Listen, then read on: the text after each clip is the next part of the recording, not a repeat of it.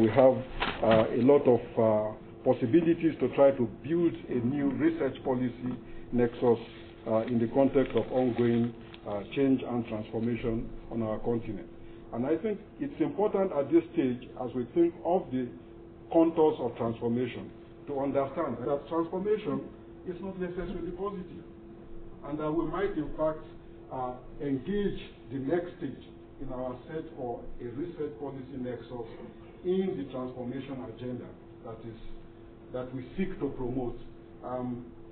By thinking of what has happened, at least in the last 25 years, as a process of maltransformation, a notion of maltransformation in which many things have changed, but have changed as much or perhaps even more for the worse than for the better in terms of the ways in which higher education can be fitted into a broader developmental agenda. And that change has not simply been in the university system itself, it's in the broader political economy. You cannot have any meaningful research policy nexus if you do not have the infrastructure and the basis for research. And most of our universities, private, public, are not in the business of research as we would expect that they would be in order to be able to play an effective role. Now, of course, I make a very generalized statement because it's an uneven picture across the continent. There are universities that do much better than others, but on aggregate, and I think for the private universities, the commercial logic overwhelms any other public purpose logic. And we are confronted with a situation in which we need to invest massively in the development and the renewal of the research purpose and research capacities within the university system. Connected to that is the investment which needs to be made also in rebuilding policy processes and institutions on the continent. If you are going to have a research policy nexus and you do not have the institutions of policy making on the continent able to function effectively, it becomes a very problematic kind of situation. I'll give you a very simple example that would be very shocking to many people here. I was shocked by it. I never imagined that in a place like Nigeria, with all the universities that are in the country, that you would have a Ministry of Finance with over 1,200 staff members, of which less than 200 had a university degree.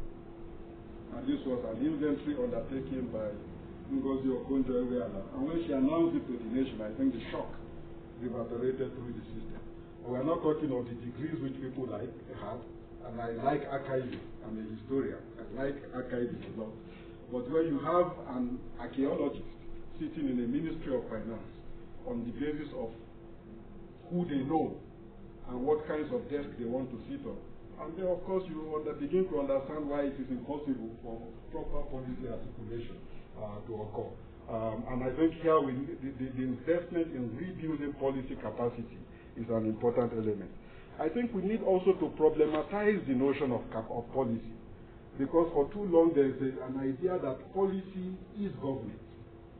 And I want to argue that policy for us today must be government plus, in which case all of us actually, insofar as we are citizens, are also partakers in a policy process. And the question of the policy spaces that are available for the canvassing by various interests of policy perspectives and positions in order to finally arrive at a policy that government will embrace must be an important part of the role of the university in the post-adjustment period. A few years ago, I think it was 2 years ago, I participated in a meeting in Coimbra where our friend Valentin Budinde was addressing precisely the same topic of the research policy nexus on a global scale. And he came up with a quotation going back to old Rome, the ancient Roman science, in which the debate actually was also joined. Who educates who? Is it the university that educates the city? Or is it the city that educates the university? He resolved it by arguing that in his view, it is the city that educates the university. Because if we are to define relevance, especially for the research policy nexus, and sustainability and all of the issues that Tade covered, we must take our cue from the immediate context of the needs of the city. I believe that it is the city that will educate the university. Thank you.